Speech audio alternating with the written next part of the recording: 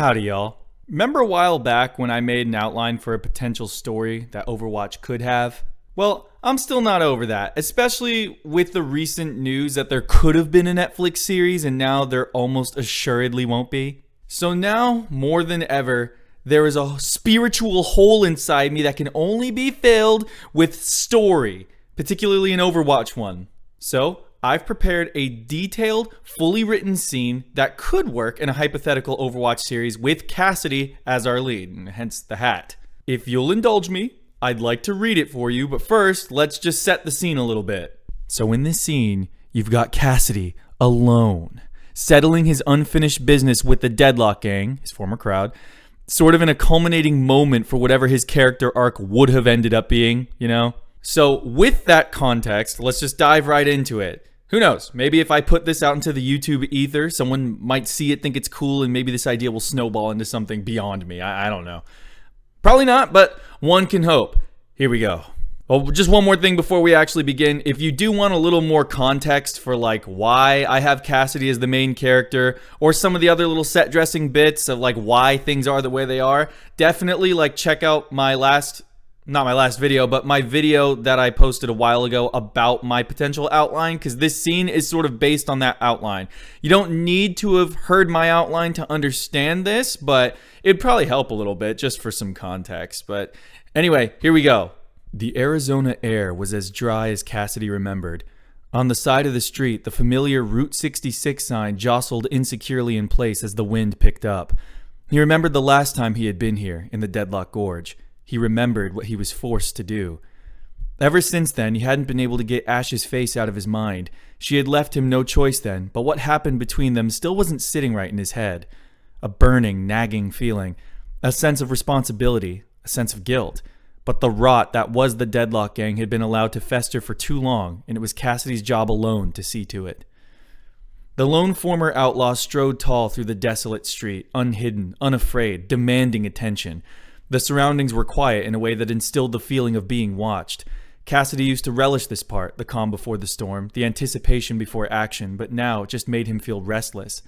He just wasn't the man he used to be, and though he may have lost the youth and overconfidence of that time in his life, he was now wiser, more mature, and more ready to make the hard decisions. Before long, his loneliness was remedied. Out in the distance, there stood a lone figure, almost materializing into view on the horizon, as if with the wind. Only one. Cassidy looked at the figure in recognition. There would be no battle against innumerable foes, but a duel, a standoff. The figure slowly walked closer, the details of her visage coming into focus as she stood directly across the winding street from Cassidy. He noticed the paint on her nails was chipped, her hair wasn't perfectly maintained as it usually was, with stray hairs almost moving independently in the breeze. Her eyes were bloodshot but unmoving, unblinking. Her finger hovered twitchingly over the trigger of her repeater. "I didn't realize this would be a date, Ash. I would have brought flowers." "I didn't need them." Her voice was erratic, slowed me down. "Even Bob?" Cassidy's cybernetic fingers twitched at the memory of the large, loyal automaton. Ash stayed silent. "Oh, Ash, what have you done?" "Only what I had to. Same as you, I reckon." "Seems like it." His hand rested near his peacekeeper, but not on it. "Look, Ash, I know we didn't part in the best—" "Save it, Cole!" Her voice was venom, her tone like a dagger. She raised her repeater at him.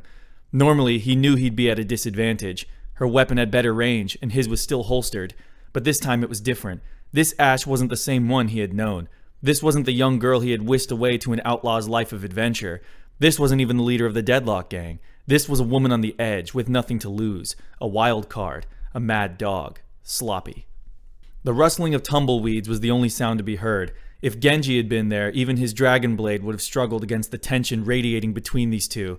They sat in stillness for another moment. A gunshot was the first sound to explode from the standoff. Ash's repeater roared in malice as Cassidy rolled to his right, taking cover in the nearby gas station. Bullets relentlessly barraged the wall and ground near him erratically.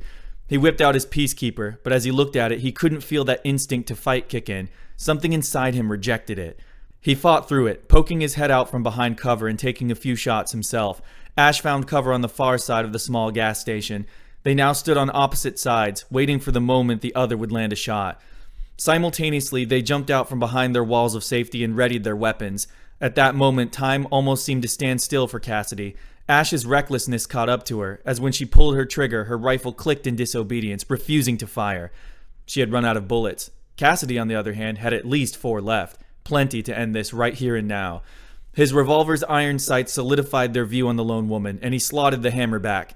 It was time to take the shot, but when he went to pull the trigger, to end the years of conflict that had led to so much carnage and havoc, he saw her face change. What was only a moment ago the face of a charging tiger, confident and aggressive, was now staring mouth agape, pupils widened. Recognition of the swift end that was about to be delivered to her. She was afraid. All Cassidy could see at that moment was Elizabeth, the rebellious, high-spirited person he met all those years ago, and how much he respected her back then. All the times they fought together, laughed together, even the little things like deciding what to eat after busy days. He couldn't do it. His revolver lingered before him, unmoving. That was the opening Ashe needed. In a flash, she slotted a bullet into her rifle and brought it to bear against her former friend.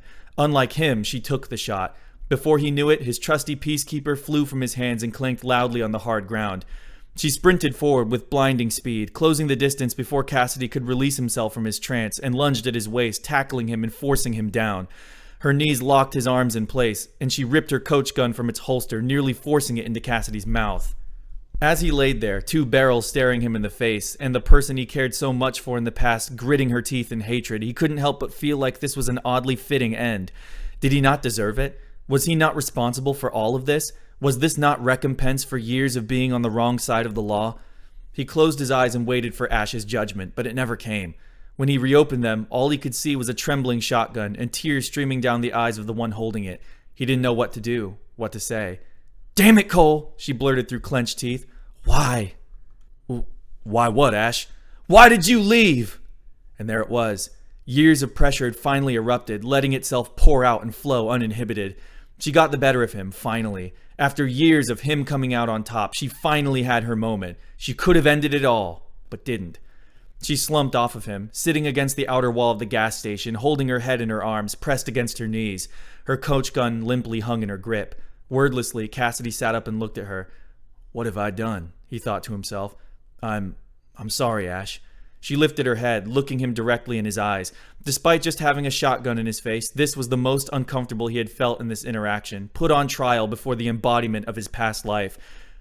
"How could you do that to me, Cole? We were a family. You're the one who got me into this. Didn't that mean anything to you?" "Well," he stoically cleared his throat, standing back up and looking away. "Well, come on, Ashe. Things change. You know how it is." "No, Cole," she said, standing up herself. "Don't do that. You don't get to do that. You don't get to push me out again. Look at me, you coward." After a moment's hesitation, he turned to face her. His gut burned. A part of him wished he could turn back time, change things. Maybe that day, in the cell where they met, they could have taken a different path. Maybe they would have joined Overwatch together. Maybe any number of things would have happened. "Ashe, I don't know what to say."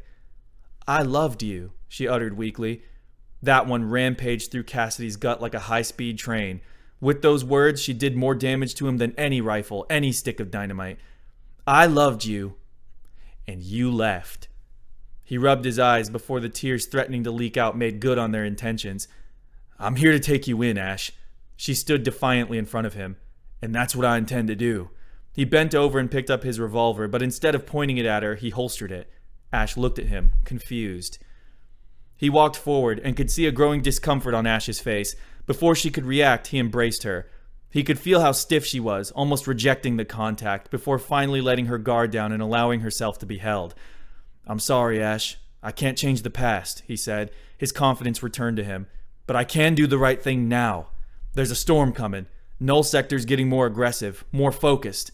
I gotta stop them. If they get their way, neither of us will have homes to go back to. We could sure use the best riflewoman in the New West on our side." "I heard about them Null Sector losers," she replied, wiping the tears from her cheeks. Her demeanor changed back to its usual sharp ferocity. "I don't imagine your Overwatch keepers would take too kindly to a stray like me, though." "They would if I said so." His voice was sincere, apologetic.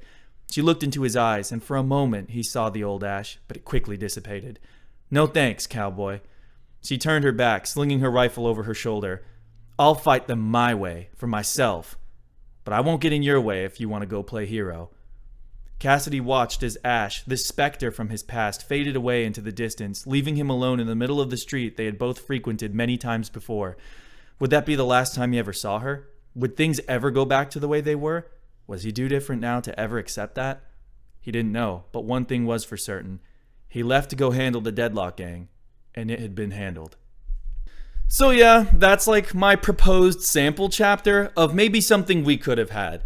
Now, am I a professional writer who writes for Blizzard and writes scripts for video games and stuff like that? No, I'm just some guy in his room, you know?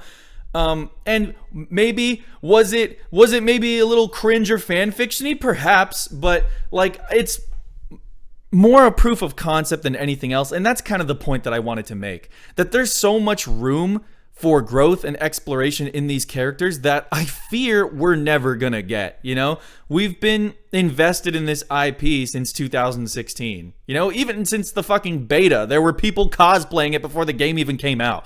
Like, there's so much passion for this IP, and the characters are so cool. Conceptually, visually, potentially narratively. Like, we see the shorts, Dragons. Are you kidding me? That's probably like the most watched one. I think it's the most popular one, and it's fucking sick. Like, these could be expanded upon so deeply. So, you know, if you liked my outline, some of the things that I propose, I really like the idea that Cassidy and Ashe have this baggage. I wanted to leave it ambiguous, you know. Did she love him romantically? Did he love her romantically?